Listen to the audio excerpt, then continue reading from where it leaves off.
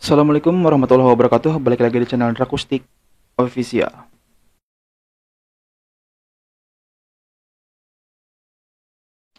Saya membuat video ini berdasarkan keresahan saya sebagai musisi cover lagu yang baru merintis dengan pertanyaan, apakah channel cover lagu dapat dimonetisasi dan mendapat uang atau tidak?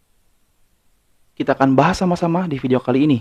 Tapi jangan lupa, yang belum subscribe silahkan kalian subscribe dulu tombol di bawah supaya saya lebih semangat upload video-video berikutnya. Kalian boleh share, boleh like, komen juga supaya saya lebih semangat upload video-video berikutnya. Tonton videonya sampai habis, jangan di skip ya. Oke, kita akan bahas satu persatu. Let's go. Kita mulai dari apa sih yang namanya hak cipta. Jadi, setelah saya baca, setelah saya pelajari, hak cipta itu adalah hak yang diberikan YouTube itu sendiri terhadap si pembuat karya. Jadi contohnya nih, Ben Wali membuat lagu dan dia mendaftarkan kepada publishing, yaitu Nagaswara ibaratkan. Jadi kalau kita cover lagu Wali, tentunya otomatis kita akan mendapatkan klaim hak cipta atas lagu yang telah dilisensikan kepada Nagaswara tersebut. Kenapa bisa seperti itu? Ya memang itu sudah aturannya seperti itu gitu kan. Oke, jadi dengan fakta seperti itu, timbullah pertanyaan, apakah dengan klaim hak cipta channel kita bisa dimonetisasi atau tidak? Itu yang jadi pertanyaan besar. Banyak fakta-fakta atau kabar-kabar di YouTube lain gitu kan, yang menjelaskan tentang kesimpang siuran klaim hak cipta ini. Seperti contohnya yang pertama, banyak klaim hak cipta itu dapat membahayakan channel kita atau channel kita tidak bisa dimonetisasi. Itu fakta yang pertama. Fakta yang kedua, bisa saja dimonetisasi, tapi penghasilannya itu dibagi dua. Ada yang menjelaskan seperti itu. Yang ketiga, banyak klaim hak cipta itu pengajuannya akan lama, bisa sampai 4-6 bulan. Seperti itulah yang dijelaskan di YouTube lain. Lalu ada juga fakta, dia itu ada klaim 120 hak cipta, tapi dia dimonetisasi hanya dalam waktu 2 minggu. Itu termasuk cukup cepat gitu kan. Lalu selanjutnya ada juga yang menyampaikan memang bisa dimonetisasi, tapi penghasilannya dibagi dua. Tapi khusus yang belum dimonetisasi channelnya, itu merupakan sebuah halangan nantinya, karena pengajuannya itu akan sangat lama karena terdapat banyak klaim hak cipta seperti itu.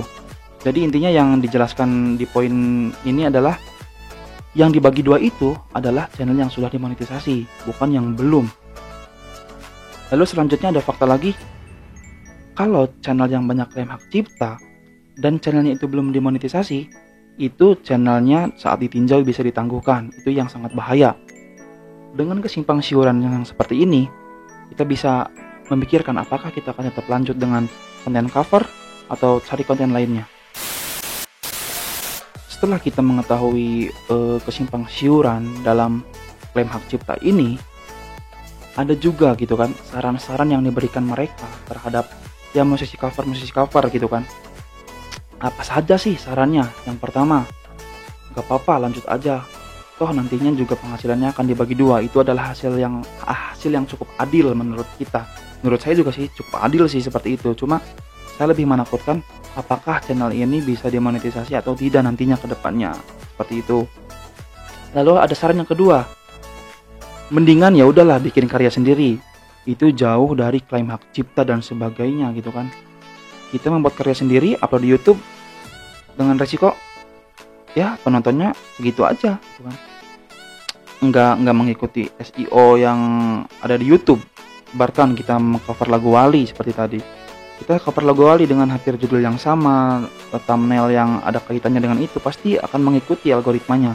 Tapi kalau kita upload lagu sendiri, itu dengan resiko kita ya berharap viewers dari teman-teman dekat kita. Lalu ada saran yang ketiga, yaitu ya udahlah mending berhenti konten cover aja, cari konten lain, banyak konten lain. Tapi faktanya kalau kita sukanya cover gimana? Itu adalah konten yang menurut saya cukup simpel, cukup gampang. Kita hanya cukup bernyanyi dengan main gitar, cukup selesai gitu kan. Nggak perlu nyiapin materi seperti saya ngomong seperti ini kan, nyiapin materi dulu. Waktu nyiapin materi, gak tahu cara ngomongnya seperti apa. Kalau cover kan tinggal nyanyi seperti itu, gampang, tapi dengan resiko klaim hak cipta. Jadi setelah mengetahui kesimpang siuran dan saran yang diberikan gitu kan, kita nih harus bagaimana menanggapinya. Saya juga bingung seperti apa harus menanggapi yang seperti ini. Sementara saya punya ibaratkan lebih pede di cover lagu, tapi dengan fakta-fakta seperti ini membuat kita ragu juga.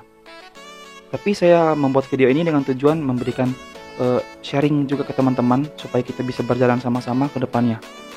Jadi menurut saya yang pertama, kesimpulan yang dapat saya ambil dari kesimpang siuran dan saran tadi, jadi membuat YouTube, poinnya membuat YouTube itu harus berdasarkan dengan hobi kita.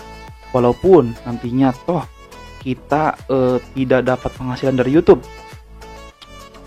kita bisa menghasilkan dari hal-hal lain. Ibaratkan contohnya cover lagu, bila kita dengan hobi gitu kan, kita tidak dapat uang dari YouTube misalkan gitu kan, kita terus upload video dengan kualitas yang baik, dengan suara yang baik, kita pasti dilihat orang.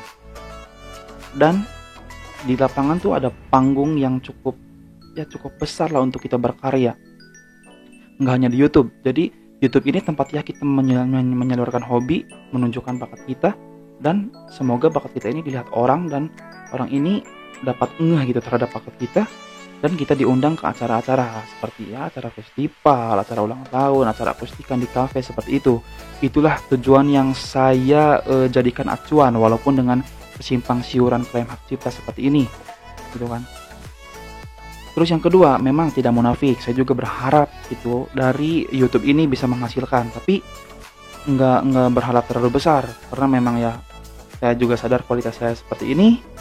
Saya lebih menargetkan gitu kan, YouTube ini menjadi tempat untuk saya berkarya, dan karya saya ini bisa dilihat orang, dan saya bisa diundang ke acara-acara seperti itu. Itulah tujuan terbesar saya membuat YouTube. Jadi intinya, menurut saya, untuk musisi cover, ayo kita tetap berjalan aja ke depan. Jangan takut, jangan risau tentang klaim hak cipta seperti ini. Toh buktinya ada yang memang gagal, ada yang berhasil. Walaupun banyak klaim hak cipta, itu mungkin faktor keberuntungan di channel kita. Semoga channel kita ini termasuk channel yang beruntung ya, bisa lolos dari monetisasinya. Jangan lupa teman-teman yang belum subscribe, silahkan subscribe ya channel ini supaya saya lebih semangat upload video-video berikutnya, baik itu cover lagu atau review atau pembahasan-pembahasan seperti ini seputar YouTube nantinya ke depannya. Dan juga aktifkan loncengnya supaya kalian dapat notifikasi saat saya upload video-video baru ya. Oke teman-teman, jangan lupa enjoy and peace buat kalian semua. Bye bye.